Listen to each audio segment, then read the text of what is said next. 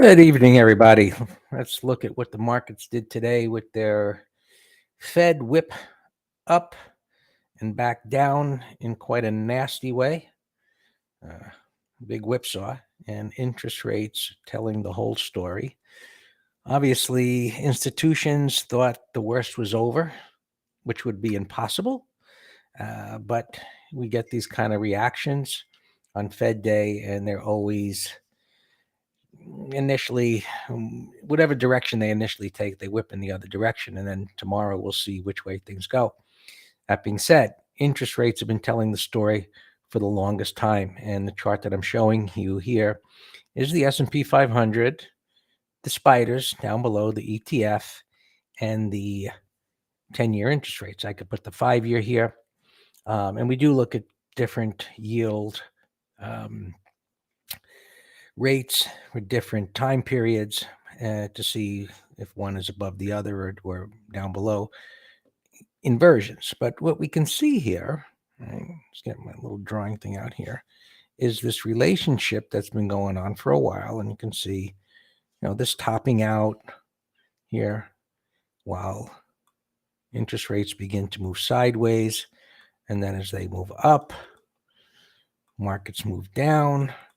They begin to stabilize, markets stabilize, and, back down, back up. And you can see it's not a perfect relationship, but one of the things that we've been talking about over the last few days was, actually it started last week, was the fact that interest rates were coming down to an area of major support. And we were looking for a turn there. And it was a pretty hectic turn. And that, it had come down there. And then we got this inside day, right, where it's like, okay, this is going to trigger up.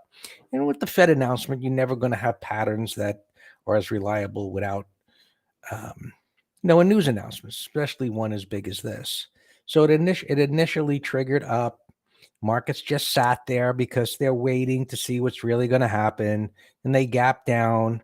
Markets gapped up yesterday. And then, they turned back up again. And now, okay, here's the day that we're all waiting for. And so now, the initial, we'll take a look at the interest rate intraday. There was this initial move to the downside. It's like, okay, the coast is clear. Markets rallied big. And then they just turned on a dime as the Fed chairman started speaking and saying, hey, in essence, the worst is not over here. We got a long ways to go, is what he said. And then the markets reversed back down as interest rates move back up again. And so as we look at that intraday, you can see this nasty reversal. And initially, how they went down and the markets rallied back up. And then they just kind of stabilized, waiting for the Fed chair to start speaking. Right? What's he going to say? Is he going to be saying something that reinforces the initial comment? Right? They raised 3/4, and the initial comment was like, hey, maybe it's not so bad. And then, okay, maybe this is going to continue lower, and the markets would have continued up. And he said, hey, the worst is not over. We got a long way to go. And interest rates flipped right back up again, and the markets sold off. So where do we go from here? Is obviously the big question we're all interested in. So what we see here is a pattern where prices came down to an area of support.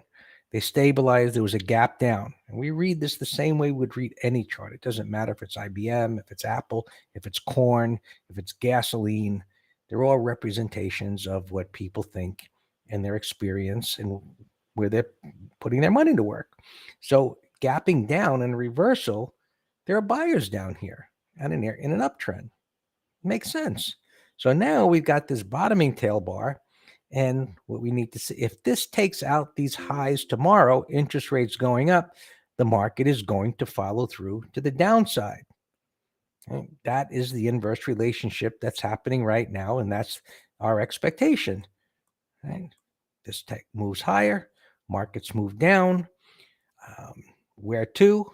I think as long as this keeps moving up, the markets make new all-time lows. Looking at longer time frames, let's go out to the weekly time. And so we've got a sell setup. It's in a downtrend. maybe it could have gotten a bit higher, maybe, 400 or so, a whole number. It could not. And now we've got this sell set up. We still got 2 days to go in the week. So as long as this closes like this, red bar, expectation is new lows, new 52-week lows, that this goes lower. And of course, this goes up. As I said, that goes down. If by chance, by the end of the week, something unusual happens to reverse today, and this is a bottoming tail bar, we don't have any evidence to believe that now, but if we do, well, that changes things, and we could think things are going to go higher, but we don't have that.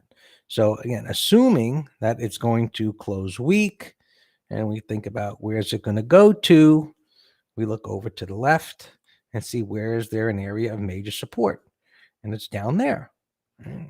Well, it's kind of that area in between there, but this was already tested on this move down, the top of that range. So with a sell set up here, the expectation is that it's going to go down to this bottom of this range, give or take. It could be down here. We don't know. Somewhere in here, it's an area, and that would be our expectation for what's going to follow through as long as interest rates are going up. So with that being said, let's take a look at a few other markets here. And so the shortest term interest rates, which we've been looking at almost on a daily basis at 9 o'clock, bottoming tail bar, it should be going higher. And that's the expectation. The Fed is going to keep raising interest rates. So this is short-term extended. Maybe it goes sideways. As long as it holds up here, what's going to happen is the dollar, which reversed with a vengeance today, and it was initially going down, the markets went up, and it flipped back up again. This looks like it's going up to the top of the range. The weekly chart, sort of a bull flag kind of a pattern, which looks like it's going to go higher. If this is going higher, interest rates are going higher, the markets are going to go down. It's pretty simple. That's the inverse relationship that's going on right now. At some point, it'll decouple, but at this point, it's great information because the relationship is so close that at some point when the dollar breaks to the downside here, whenever that happens and from what level, and if it goes up and makes new highs, the markets will be going down. But at some point when it actually does roll over, we're going to have a great piece of information as far as long-term investments and a market turning point. So the dollar begins to roll over, possibly those spiders that we just looked at. Open this up, scroll this back, is somewhere down here. You see where I have my alert. That's an alert that will make me aware if I'm looking at it or not, that, the spiders are down there. And when that goes off, I'm going to be looking at what's the dollar doing? What's interest rates doing? Does a reversal happen at that point in time? And what we'll be saying is, hey, let's buy spiders, let's buy Qs, let's look for stocks showing relative strength and looking for those opportunities in an intermediate term basis where the markets will be making a turnaround. And so now that we've had this up October, right, where October was potentially, the big bad month that dropped. And one of the things I said to subscribers a while ago, a week or two ago, was, hey, October is going up. Maybe this whole seasonal scenario inverts where it turns down and we get where it's typically the bottom in October, we get the top in October, and November goes down, and we get past this election period where maybe the red wave that everybody's expecting, which will put a clamp on the government, which will be a good thing, and we'll get a turnaround short term for the markets to rally for the holidays, the Christmas rally. You can see what's trading here right now. Markets, going down a little bit after the close. You can see the futures, trading down a little bit. But look, we had this big green day. Remember on the Apple news, Apple went up and saved the market at that time, and it just couldn't follow through. And we've got this breakout failure. right there, and it's heading down. So we've got a clear line in the sand right now as to resistance. It's down on a little bit of support that's left here. This was the void that we've been reviewing pre-market. And while things are stalled here for the moment, that little support area, and it might bounce a little bit in the morning, we'll see. Right? As that begins to break, we would look for a move down to this next level and see how that acts down there. 3,700 could be a stall point.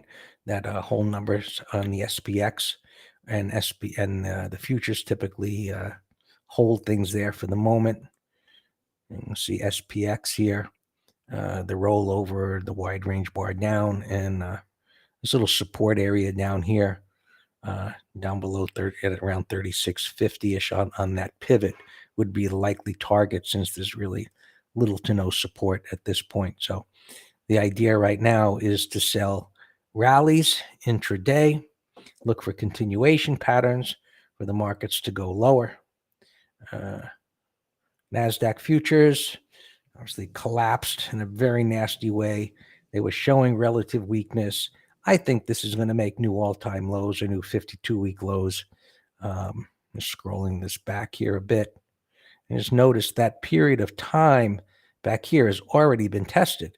And when I've got my initial alert down here close to 10,000, but there's no support here.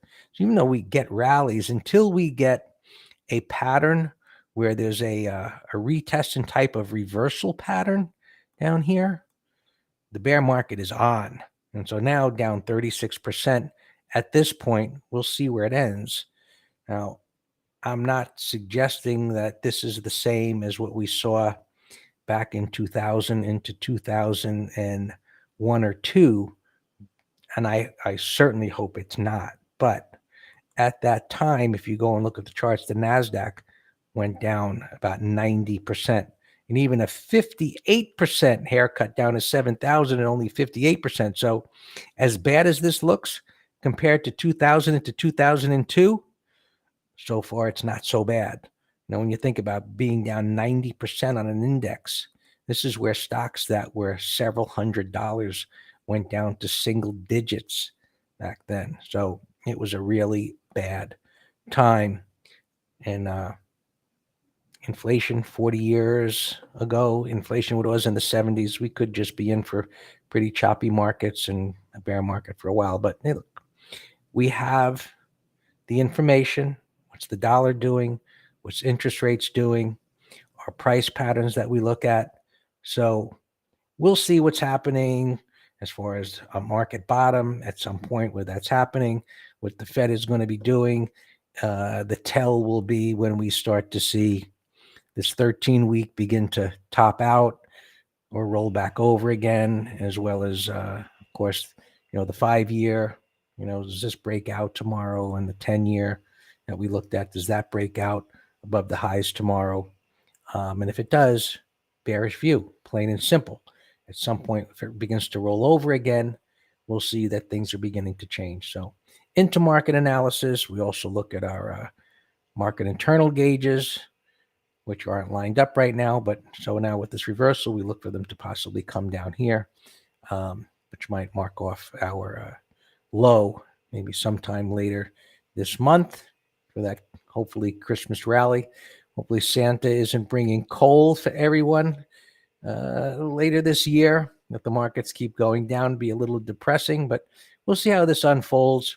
And of course, we'll update accordingly. Join us every morning at 9 o'clock. We're there on YouTube and Facebook and Twitter, where you can get an update. And of course, you can always email myself or Dan, Greg at Master Trader, or Dan at Master Trader. So we'll be talking soon. I said, contact us anytime. We're happy to share thoughts and guidance and so on. So all the best.